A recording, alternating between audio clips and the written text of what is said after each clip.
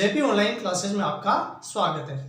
आज हम अध्याय 3 में रहीम द्वारा रचित नीति के दोहों का अध्ययन करेंगे। पहला दोहा देखिए, रहीम न देख बड़ेन को लघु न दीजिए डार, जहां काम आवे सोई कहां करे तलवार। अब ये जो दोहा है इसका जो संदर्भ है वो देखिए।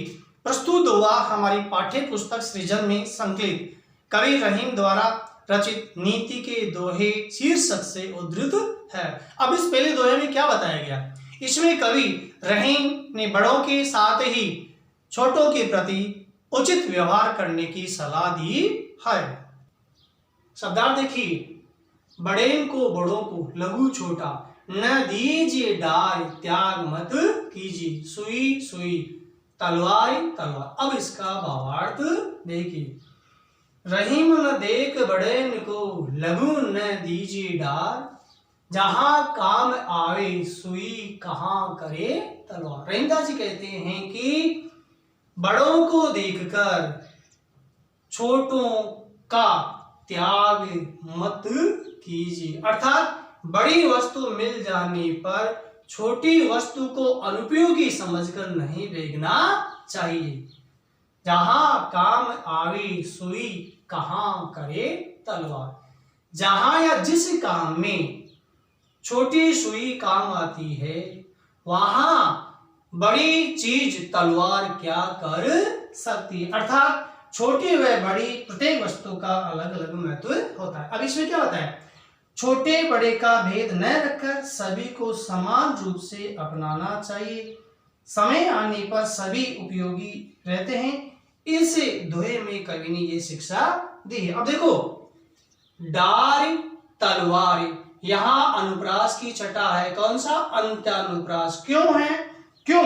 जब दो या अधिक शब्दों या वाक्यों या छंदों के चरणों के अंत में, ये छंद के चरण अंतिम चरण है, दो शब्द या दोनों शब्द हैं या अंतिम चरण आ रहे हैं, तो के बीच के व्यंजन सहित, अब यहां डारी व्यंजन है, तलवारी व्यंजन है, व्यंजन सहित आवर्ती हो वहां अंतानुप्रास होता है। तो स्वरों की आवर्ती क्या हो रही है?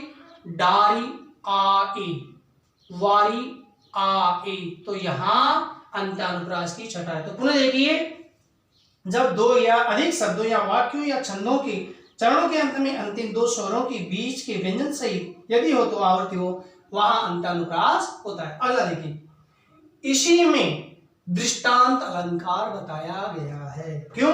जब पहले एक बात को कहकर फिर उससे मिलती जुलती दूसरी बात पहली बात के उदाहरण के रूप में कही जाती है, इस प्रकार वहां दृष्टांत अलंकार की छटा होती है। अब देखिए, इस दोहे में ब्रिज भाषा का प्रयोग किया गया है और कवि के कहने का जो तरीका है वह उपदेश युक्त बताया गया है।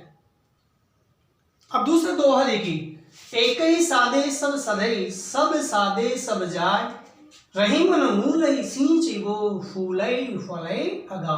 इसका संदर्भ भी पहले दोहे के अनुसार होगा। अब इस दूसरे दोहे में क्या बात बताई कवि ने, इसमें कवि ने एक ही आराध्य की आराधना तथा उसी की भक्ति करने की सलाह दी है। दूसरे दोहे के शब्दार्थ देखिए, साधे साधना ध्यान देना, मूल ही जड़, सींच वो सींचना, फूलई फलई फलना फूलना, ऐघाय मन चाहा भरपूर तृप्त होना।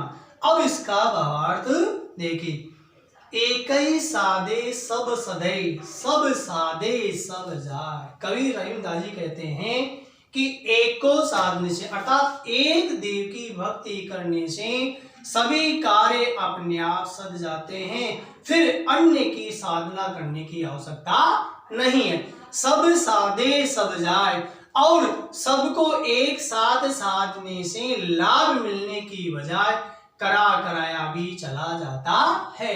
जैसे रहीम न मूलई सींच गो फूलई फलई अगा, जैसे पेड़ की जड़ को सींचने से वृक्ष फलता फूलता है और सींचने वाले की मन चाही इच्छा पूरी हो जाती है। अर्थात मुख्य रूप से एक देव की भक्ति करने से मनचाहे कार्य सिद्ध हो जाते हैं। अब इसमें क्या बताया गया है? मूल कार्य अर्थात एक लक्ष्य पर ही ध्यान एकत्रित करने पर कार्य सिद्ध होता है। सब कामों को एक साथ साधने पर वह सफल नहीं होता है। यहां भी दृष्टांत अलंकार की छटा है और दूसरा अनुप्रास की भी छटा। यहाँ जाय और अघाय में अंत्य अनुप्रास यानी अनुप्रास की छटा है और पूरे दोहे में दृष्टांत अलंकार की छटा बताई गई है। तीसरा दोहा देखिए, कदली सीप भुजंग मुख स्वाति एक गुण तीन, जैसी संगति बैठिए तैसोई फल दीन। इसका संदर्भ भी पहले दोहों के अनुसार होगा और आगे भी जितने भी दोहे रहीमदास जी के पढ़ाए जाएंगे उनका संदर्भ उन्हीं के अनुसार होगा। अब इसमें क्या बात बताएगी? इसमें मनुष्य को सोच समझकर संगति करने की सलाह दी है। शब्दार्थ देखिए, कदली केला, सीप एक ईंट निर्मित खोल जिसमें मोती बनता है, भुजंग सर्प, स्वाति, स्वाति एक नक्षत्र जिसके होते हुए वर्षा की बूंद विभिन्न रूप धारण करती है, संगति साथ, बैठे रहना, तैसोई वैसा ही दिन प्राप्त होता है। अब इसका भावार्थ देखिए, कदली सीप भुजंग मुख स्वाति एक गुण तीन, जैसी संगति बैठिए तैसोई फल दीन। पहली पंक्ति का देखिए, कदली सीप भुजंग मुख स्वाति एक गुण तीन। कवि रहीमदास जी कहते हैं कि केले, सीप और सर्प के इन तीनों के मुखों में स्वाति नक्षत्र के समय वर्षा व जल का रूप एक ही। इस पंक्ति को पुनः देखिए, कदली सीप भुजंग मुख स्वाति एक गुण तीन। कवि रहीमदास जी कहते हैं कि केला, सीपी और सर्प इन तीनों के मुखों में स्वाति नक्षत्र के समय वर्षा व जल एक होते हुए भी उसके तीन गुण या अलग अलग परिणाम होते हैं। कहने का मतलब होता है कि स्वाति नक्षत्र वर्षा व जल तो एक ही है, परंतु वस्तु की संगति से उसका स्वरूप अलग अलग हो जाता है। वह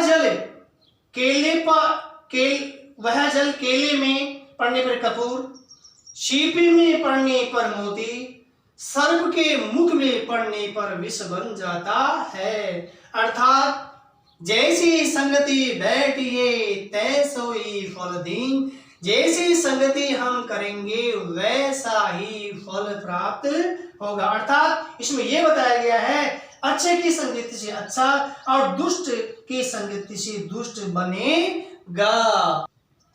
इसमें यह बताया गया है संगति का महत्व बताकर कवि ने अच्छी संगति करने की सलाह दी है।